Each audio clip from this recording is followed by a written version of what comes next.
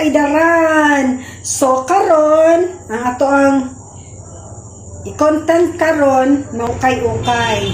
So tag 20, ukay-ukay niya tag 20. So bugnaw kaayo. So kung kinsa to'y gustong mamalito kay ukay, inala nga akong amiga kay maayo kay siya mamili og mga pag-ukay-ukay pod. Sa mga taga-sulop lang kay dili siya ka-serve og laing lugar. Sa sulop lang jud. So silingan rami ani niya.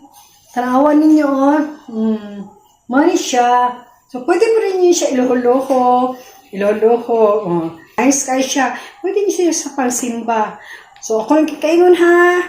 Ego lang ko, nagpa model ko ani. Bahala go, dili ko ang ngayon sa iyong pagtanaw, ang sinina lay tanawa, dili man ako